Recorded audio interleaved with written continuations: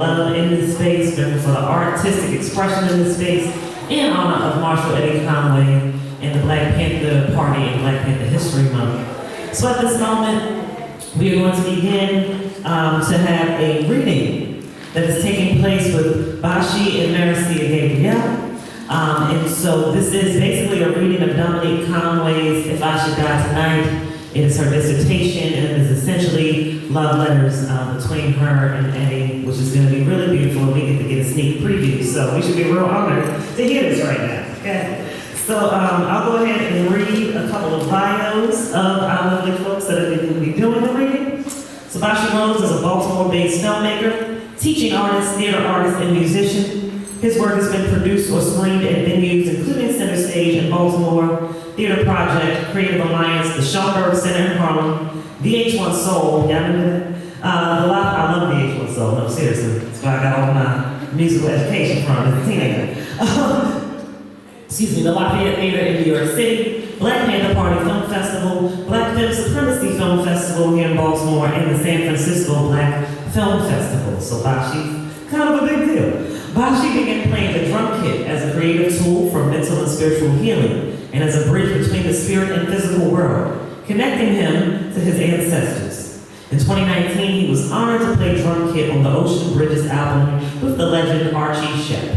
In 2018, he co-founded Conjure Collective, which incorporates the talents of a host of musicians and artists, forming a creative mashup of high-level artistic expression for the advancement of experimental, radical, spiritual, and improvisational Black music and culture. So this will be beautiful, I'm trying to tell you. And so, Marcia Gabrielle, Marcia's artistic path has deep and unconventional roots. Born into the Black Panther Party to two Black Panthers who are now celebrated artists. Emory Douglas, the Minister of Culture, who's sitting right back there in the blue tent.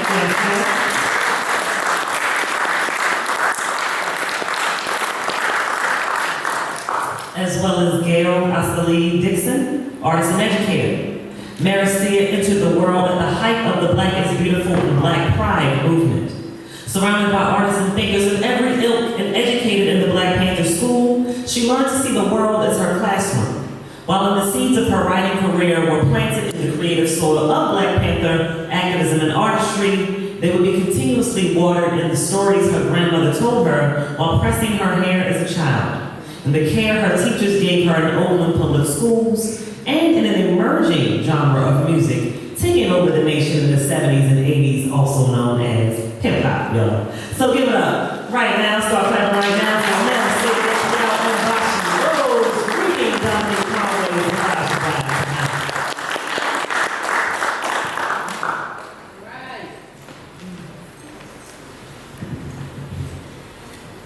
Our relationship began with storytelling. Eddie's imprisonment necessitated this. Though this is the nature of all relationships, it is how lovers acquaint themselves. Dear sweetheart, sometimes I can listen to you for hours. I will be happy once I can talk to you non-stop for a while at least. It will be better if we are just holding one another and sharing our life stories. Love you, Eddie. Over the years, through hundreds of phone calls and letters, we shared our lives in short narratives until finally, like chapters, they merged to form one story. The letters we wrote were sometimes inscribed in a secret language, coded so that the eyes of his captors could not see clearly what we were talking about, sealed in envelopes with the stamp featuring the United States flag, the postage most readily available to him, turned upside down to signal our desire to turn the country on its head. My letters were written on pages torn from the numerous yellow legal pads that populated my office, with the exception of a few scribed on white paper from one of the journals I kept, or the occasional greeting card marking the many birthdays and Valentine's days that passed while Eddie was in prison. Eddie's letters weren't much different from mine in appearance. Same mustard-colored pages interspersed with a few white ones from ruled writing pads. It is the cards, however, that are a stark departure.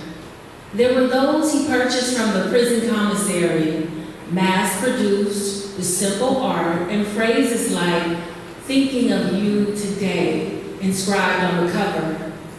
They were always accompanied by Eddie's own words, but it was the cards fashioned by the prison artists that were the most imaginative.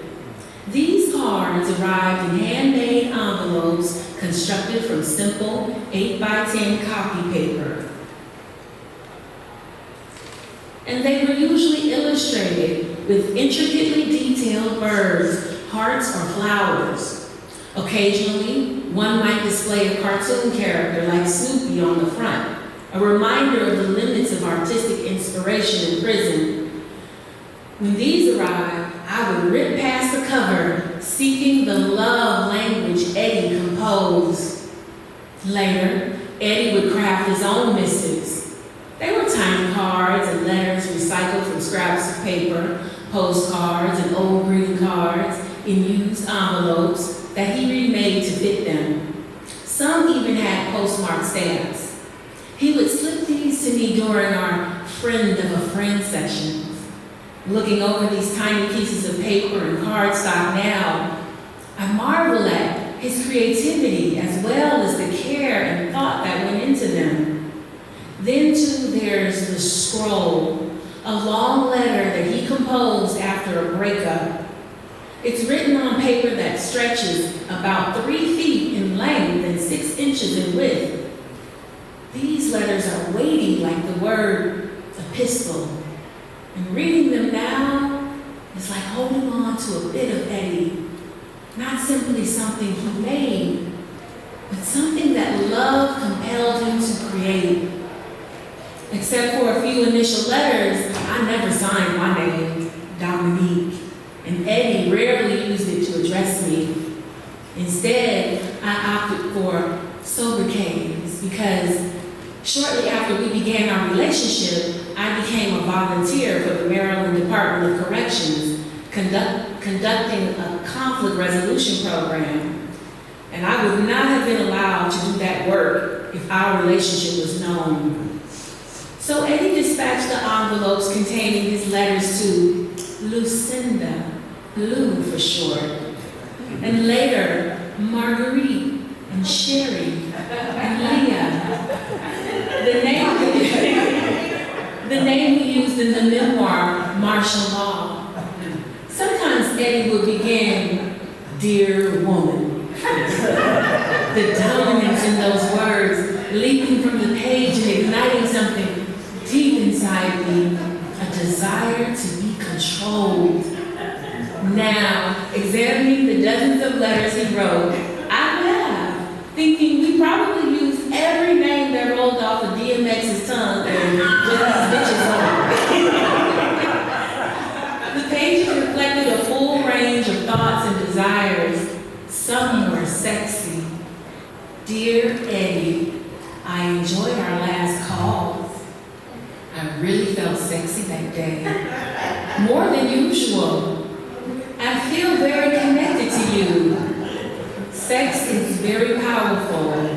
And once you give in to someone, just open your mind and body up to another being, there exists an energy that doesn't even require touch."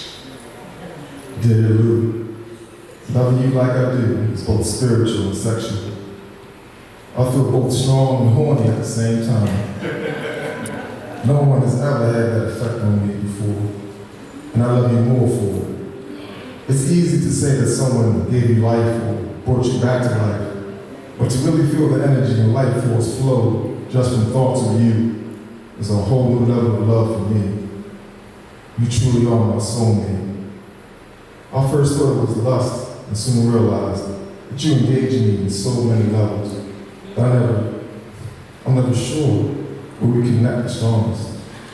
Most of the letters were flooded with emotion, and a few spoke of the occasional beefs that arose between us. I read them now, and I'm taken back to an early dispute. He needed more than I could give. "Dear Eddie, you're sometimes pushing me and pulling me to do this and that, pulling me to you. and he talked politics too much. Aren't you curious about me, about other things? I implore. In response, he would assure me.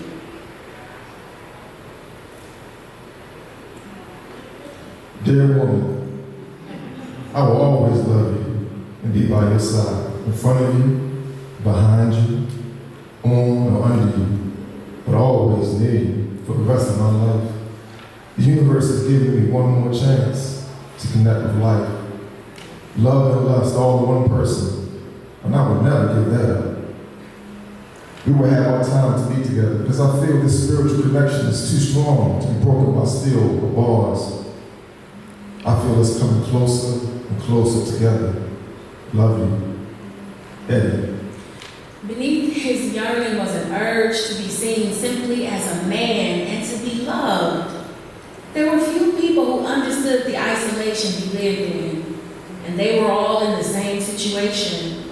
Sure, there were friends, many of them women, but never the kind of companionship that he craved. Reading passages from Eddie's letters now, it is evident. At last, we are no longer alone. Perhaps we were never really alone with all the children and comrades, but with all that, there was never for me anyone that I was connected to in a way that felt like I was a soulmate. Sifting through the pages, I can still hear the plea in his voice. Dear love, I won't move with you. I'm in love because there's something about you that makes me think you are here now for me. And I will never have a woman like you again for the rest of my life. So I know I have to keep you. Love you. It was a plea that echoed in my own voice and on the page. I never even knew I was lonely, and then there you were. And once we came together, it's like I was suddenly aware of a loneliness that had existed quietly, anonymously for years. I don't mind that you need me, but I need something from you. At times I struggle to decode the letters because some of the phrases now ring like an archaic tongue, long forgotten. Often he used the phone to talk about work, and those conversations were even more coded than our letters. I learned quickly to never tip the state to our hand. This esoteric manner of communication was a result of the FBI's counterintelligence program. You assume they're looking, listening, reading, even when they're not. The agency's surveillance of Eddie followed him into prison, so the notion of privacy was absurd. It was a privilege never afforded members of the Black Panther Party. So even when he didn't intend it to be, all of our communication was political because we were people struggling to love each other while caught up in a system that was not only intent on breaking up relationships, but engaged in the actual breaking of people. So for Eddie, the letters in particular were a firm grasp of his humanity, a return to the norm.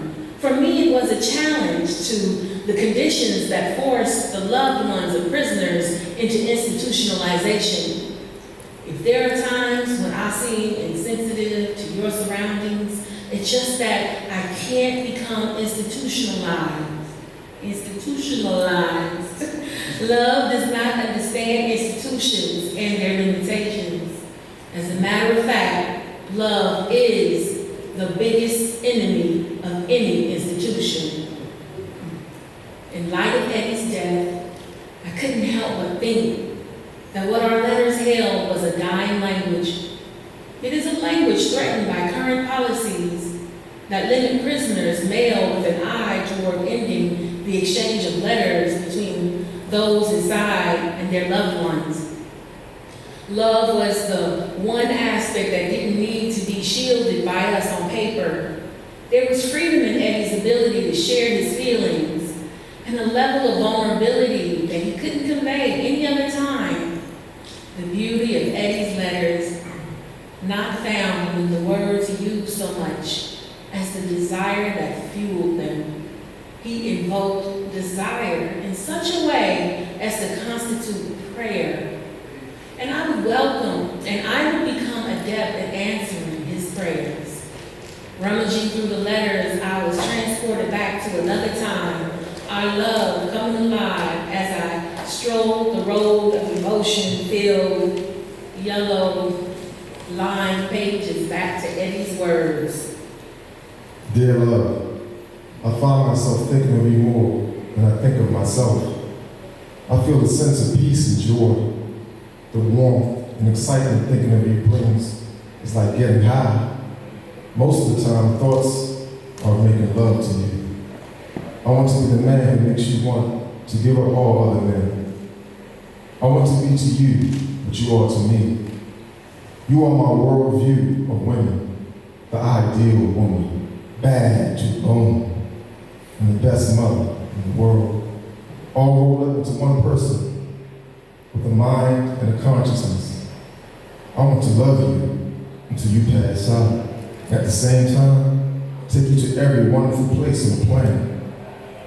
I will have to try and find a balance once I'm out of here. I find myself smiling each time I think of you. The energy is overwhelming, and the feeling is so good. It's impossible to get you out of my mind. My dream one day is that one day we will be able to decide when we want to be apart and when we don't. Meanwhile, I just want all of you, everything, always, and forever. Love you, Eddie. Happy birthday, baby. The letters unleashed memories that had been safely locked away upon Eddie's release. The desire contained in them so fiery that it had the potential to incite a passion that might render us both useless. We were still those lovers, but older and unwilling to travel that road again because prison had been a long stop along the way. The letters were among the things we left behind. Prison is a place best forgotten, though it never is, and Eddie could not banish the place from his memory. It had taken too much of his life to ever be completely purged from his mind. For me, memory is gentler because I was not the one who was held captive. Or was I? Sifting through the correspondence, I realized that my words suggested otherwise. There is something magical about this thing. It's almost like I knew it would happen before I ever knew you, destiny. I had gone to him as if I'd been instructed, knowing we would fall in love, and otherworldly directive. It was instinctual and lasting. I remained captive.